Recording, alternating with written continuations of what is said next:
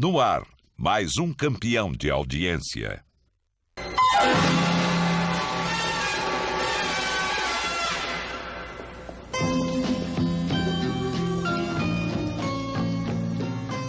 Em 1972, este capítulo da novela Selva de Pedra, de Janete Claire, atingiu uma audiência de 100% dos aparelhos de televisão ligados. O Brasil parou para ver Simone Marques, interpretada por Regina Duarte, ser desmascarada por Cristiano Vilhena, vivido por Francisco Cuoco. Eu me chamo realmente Rosana Reis. Uma pessoa que nem conheceu Simone. Nem mesmo na chegada do homem à Lua ou nas finais das Copas do Mundo, esse nível de audiência foi atingido. Eu estou no Ibope há 43 anos, quer dizer, eu nunca vi isso na minha vida. Um programa, em determinado momento, dá 100%. Aconteceu isso. Aconteceu de 100% das pessoas medidas naquele horário estarem assistindo Selva de Pedra. Ali, na minha opinião, foi a afirmação da novela na televisão brasileira. Eu acho que a telenovela é o grande entretenimento do brasileiro, né?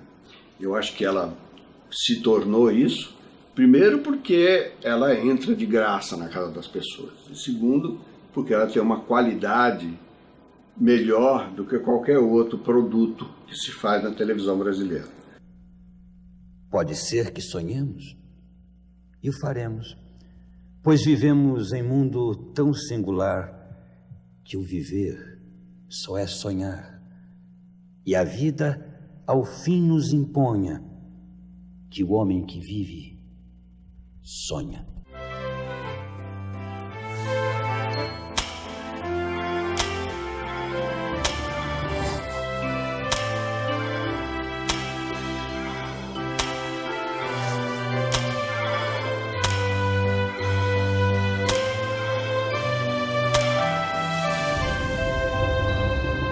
A telenovela brasileira ocupa uma posição de destaque no cenário cultural e social do nosso país.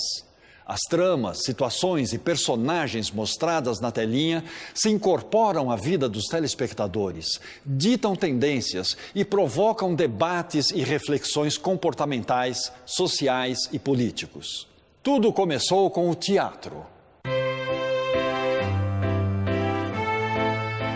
E um nome se destacaria nesse momento: Cassiano Gabus Mendes. Cassiano Gabus Mendes se tornaria o idealizador e realizador de inúmeros trabalhos importantes na televisão brasileira. Tudo que eu comecei a fazer na televisão Tupi, eu me baseei em cinema. Porque meu pai já tinha feito cinema mudo, eu era muito ligado ao cinema. Na minha juventude eu ia 2, 3 vezes por dia ao cinema. Então eu tinha apenas a ideia do processo da imagem, era a imagem. Então eu disse, é isso que nós vamos fazer, nós vamos tentar fazer um cineminha aqui. Foi ele, Cassiano Gabus Mendes, o responsável pelo primeiro teleteatro produzido no Brasil, A Vida por um Fio, que foi ao ar em novembro de 1950. A protagonista era a atriz Lia de Aguiar, um nome consagrado no rádio e que se torna então a primeira grande estrela dos teleteatros. Era a história de uma mulher paralisada na cama que, através do telefone, ela sabia que ia ser cometido um assassinato. Quando o marido resolve ligar para ela para contar que ela seria, para ela sair dali, alguém atende o telefone e diz, desculpe, ligação errada. Então foi o primeiro teleteatro no mesmo ano da inauguração da televisão. E foi assim que o teatro chegou à telinha.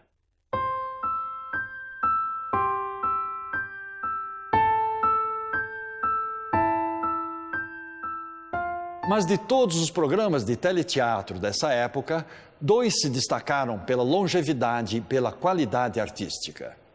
O TV de Vanguarda, na TV Tupi de São Paulo, e o Grande Teatro, na TV Tupi do Rio de Janeiro.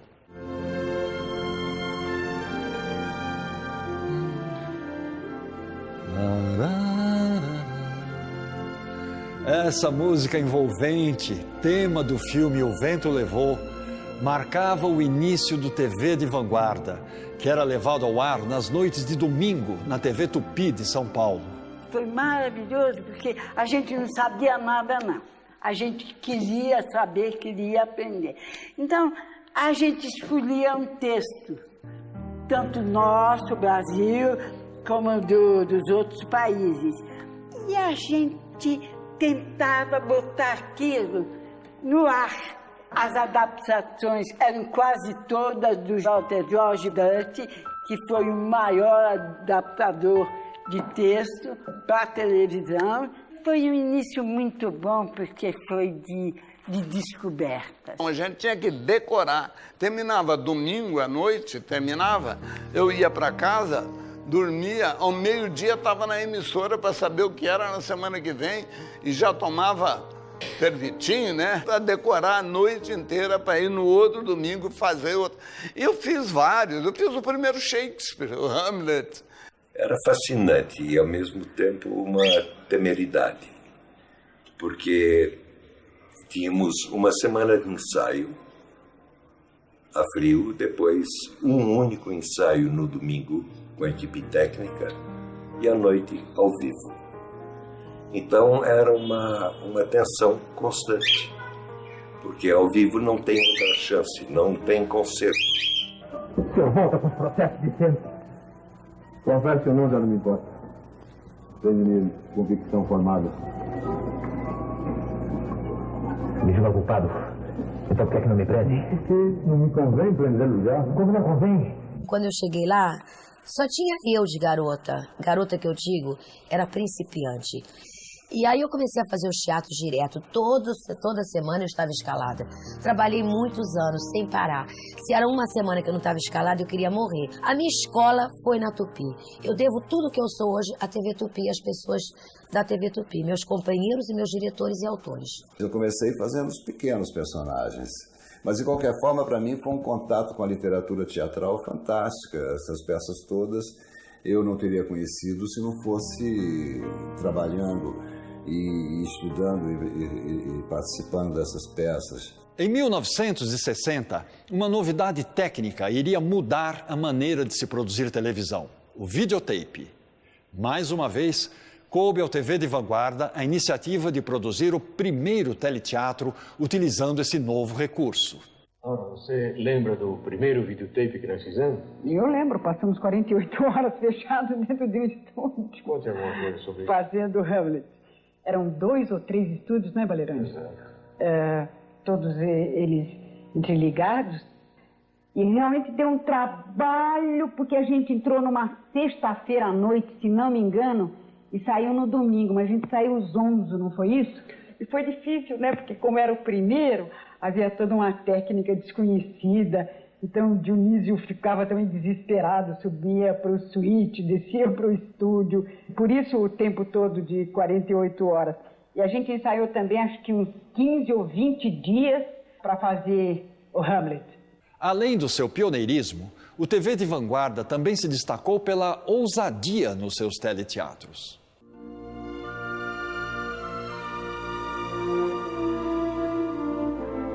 Panorama disso da ponte do Arthur Miller.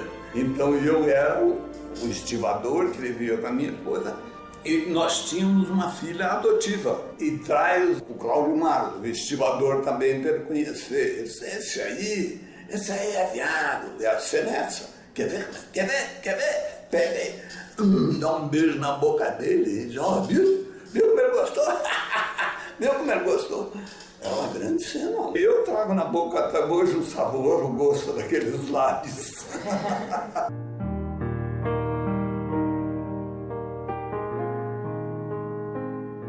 Calúnia que eu fiz com a Vida Alves, uma professora, né? Mas ela era homossexual, né?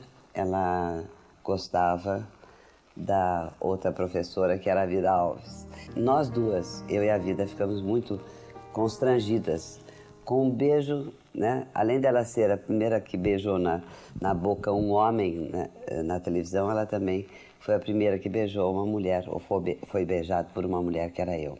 Tudo que está aí nas televisões, o começo foi isso.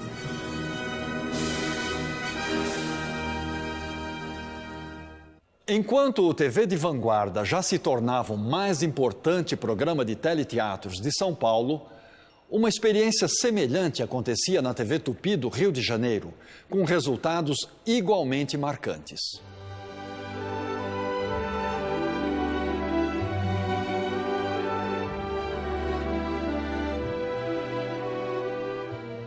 Esses acordes musicais, Smile, do filme Luzes da Cidade, era o tema do Grande Teatro Tupi, que ia ao ar nas noites de segundas-feiras.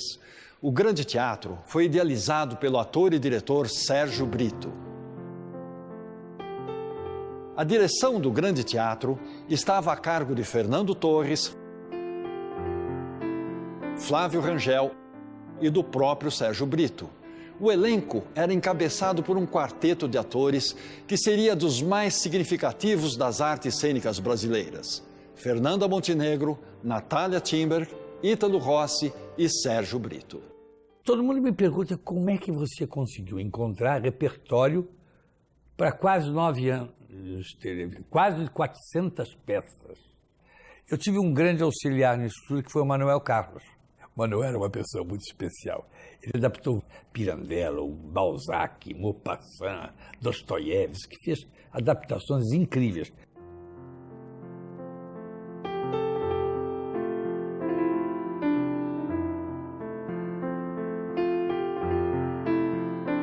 E o TV de Vanguarda e o Grande Teatro, os dois programas de maior importância de dramaturgia, de teledramaturgia que se fez no Brasil.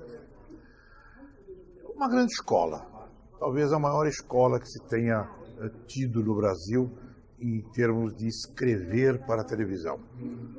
Eu, que hoje faço novelas e que já passei pelos musicais, já fiz o Fino da Bossa, Família Trapo e tantas coisas, eu também escrevi para o Grande Teatro Tupi. Foi um laboratório.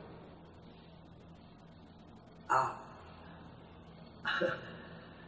tapas e beijos. Porque durante 10 anos você fazia o que há de melhor em literatura teatral, o que há de melhor em literatura mundial, o que há de melhor em literatura e teatro nacionais. Você fazia exercícios semanais de criatividade em torno de algo poderoso. Era um trabalho que eu não sei como não morremos. A gente não tinha família, a gente não ia dentista, a gente não ia médico.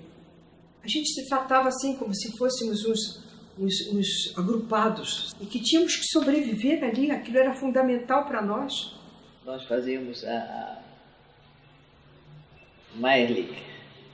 Eu tinha uma espécie de monólogo enorme que terminava uma cena e a outra cena já era comigo também, com outra roupa. O Sérgio queria que eu dissesse o monólogo enquanto trocava a roupa por baixo. E fiz. Eu acho que aquele momento era heróico.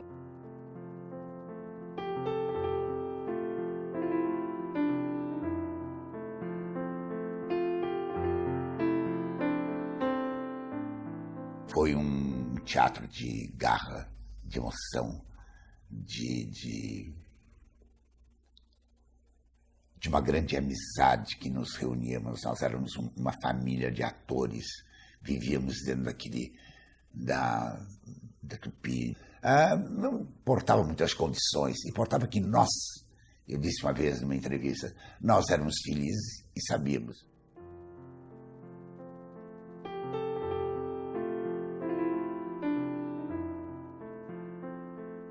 Um dia a Fernanda Montenegro teve uma passagem de cálculo renal no dia na segunda-feira do programa. Então o Sarmag falou para o Ítalo Rossi: olha, eu sei quem pode substituir, que decora, que vai decorar, Azuca Salaberry. E foi assim que eu entrei para o Grande Teatro. E havia a claque da Fernanda já marcada, e a claque da Natália, né? E que gente que gostava mais da Natália, gente que gostava mais da Fernanda. Tínhamos ambições, tínhamos concorrência entre nós, mas nada, eu já disse isso para a Natália, nada que fosse deteriorante, se eu posso usar essa palavra, compreende? Era uma competição para fazer bem.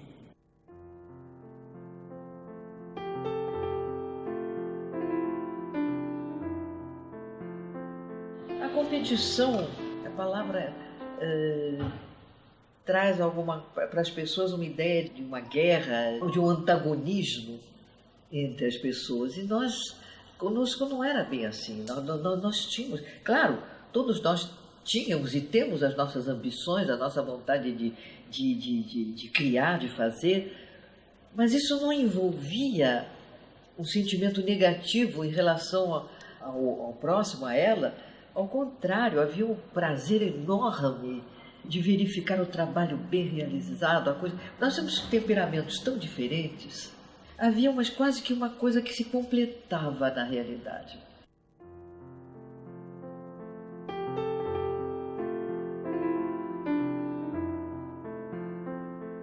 Quando o Grande Teatro começou, eu tinha 6 anos, né? E nós morávamos na casa dos nossos avós, os pais do Sérgio. E nessa casa era era a casa que abrigava todo aquele pessoal que vinha de São Paulo. Então, para nós era uma festa, né? Era uma multidão, toda a TV Tupi ia lá para casa. Eu lembro também da minha avó, que ela comemorou o aniversário do Grande Teatro junto com o aniversário do Sérgio. Minha avó fez um bolo enorme, era uma TV grande, adorei aquilo. Eu acho que a minha primeira visão de teatro foi através da televisão, do Grande Teatro Tupi. E eu vi algumas coisas que eu tenho uma recordação até hoje. Me lembro muito do Vestido de Noiva, com a Fernanda Montenegro, fazendo a Madame Cleci. A minha importância no Grande Teatro Tupi foi a de ter sido a voz que pode defender perante a área comercial para pagar aquilo. E mais ainda, a grande importância do Grande Teatro Tupi está no caráter de Fernanda Montenegro, de Natália Timberg, de Sérgio Brito. Tudo que eu faço hoje na televisão, com novelas, com minisséries, eu costumo acreditar ao Grande Teatro. Onde nos queríamos, nos perdoávamos, nos aturávamos. É isso, nos aturávamos, nos perdoávamos. Éramos essenciais um para o outro. Smile, though your heart is aching. Smile even though it's breaking. When there are clouds in the sky.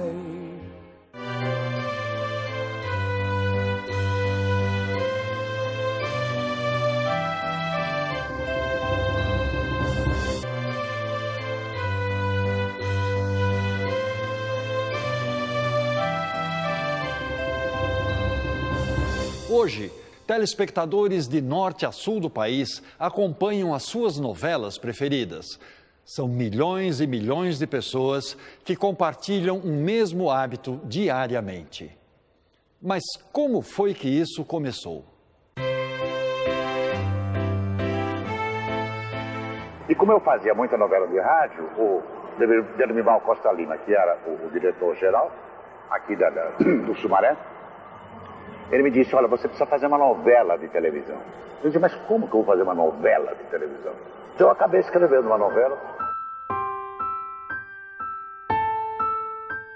Aí veio o Walter Foster, mas tem que ter alguma coisa chamativa. Que tal um beijo? Ah, não, beijo não. Mas o Walter insistiu e aconteceu o primeiro beijo.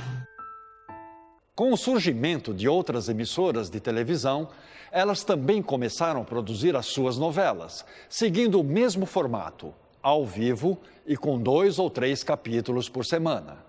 Eu tinha que correr da Rádio São Paulo, que era na Angélica, lá para o aeroporto, pegar o capítulo, ensaiar e ir para o ar. Éramos 6.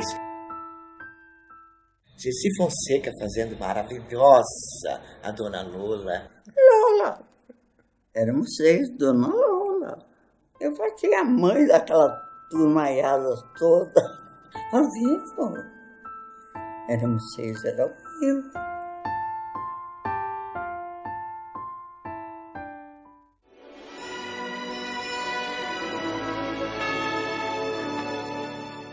Aí televisão não tinha tape e você não podia fazer externa. E eu precisava do índio brigando com a onça, que é muito importante no livro.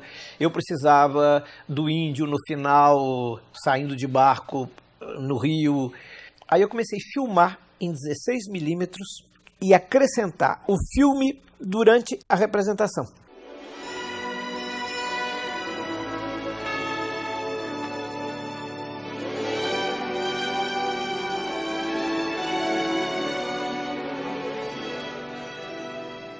A receptividade do público fez com que, em 1953, a TV Tupi do Rio de Janeiro também desse início à produção das suas novelas. E a primeira delas foi O Drama de uma Consciência, de J. Silvestre.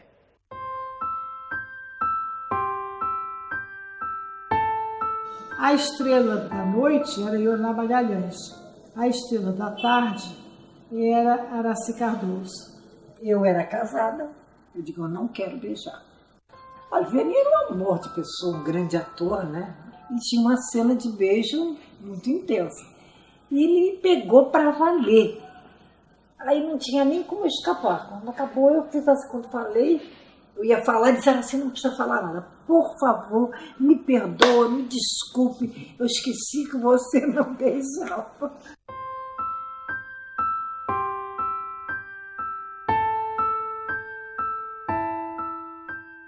Tem uma pessoa, assim, que foi fundamental nessa época, que se chamava Ilza Silveira.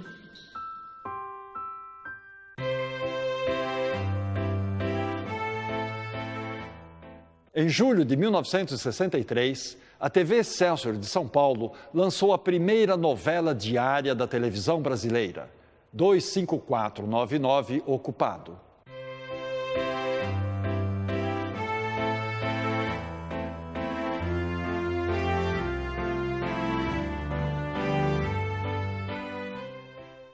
Eu resolvi ser mais ou menos louco e resolvi botar a novela diária. E coloquei a primeira e deu certo. Coloquei a segunda, me chamaram de um pouco louco. Coloquei a terceira novela diária, me chamaram de mais louco. Quando eu vim da Argentina, vim para fazer novela no Brasil e colocamos a novela de segunda a sábado, que foi o que, no fim, agradou ao público e deu aqueles ibopes e aquelas emoções que o público tanto gosta. 25499 Ocupado rapidamente se tornou um fenômeno de audiência em São Paulo, Rio de Janeiro e várias outras capitais brasileiras. E foi aí que se revelou um casal de protagonistas que se tornaria o ícone das novelas.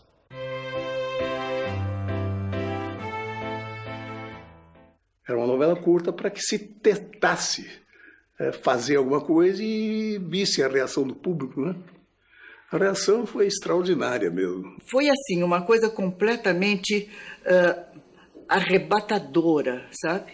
O fato da gente mandar para o Brasil as fitas, porque iam assim, né, de avião.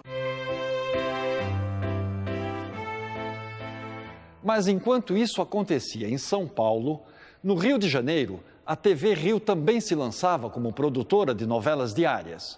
E para escrever algumas delas, a emissora, num lance de ousadia, contrata um autor para lá de inesperado.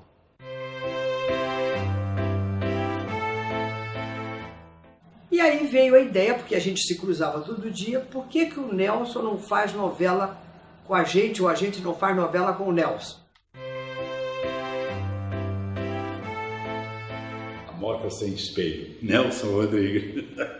Você imagine o Nelson em televisão, né? Atrevido no bom sentido, né? O vanguarda também no bom sentido. A Morta Sem Espelho foi uma novela que teve problemas com a censura terríveis. Terríveis. Eu me lembro que tinha uma cena que eu conversava com a Zilka, ela sentada no bidê. Isso foi um escândalo para a censura. Mas uma mulher sentada no bidê, a Morta Sem Espelho, tinha uma música linda, letra que o Vinícius compôs, com música de Baden-Powell. E a Fernanda cantava, era uma balada, A Morta Sem Espelho. Na ilha dos mil rochedos, um crime foi cometido. descobrir seu segredo, o marido enlouquecido. Nelson Rodrigues escreveu 3 novelas diárias para a TV Rio, que foram exibidas também em São Paulo e várias outras cidades. Começaram a minha carreira sob os auspícios, sob a tutela deste autor para mim. Foi de uma dimensão que me marcou para sempre. O Sebastião Vasconcelos era um vizinho da Natália Timber que tinha paixão por ela. E começa a telefonar para ela e hipnotizá-la pelo telefone. Agora, hipnotizar pelo telefone, eu nunca vi ninguém fazer isso. Mas com o Nelson não é problema.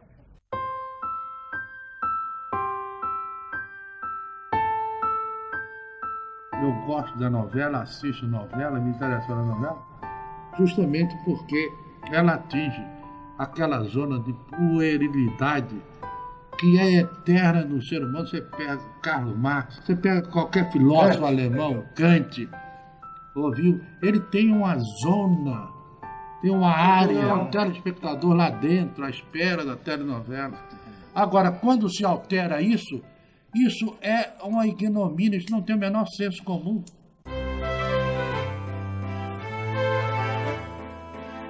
A seguir, cenas do próximo episódio. Celso foi uma coisa muito importante.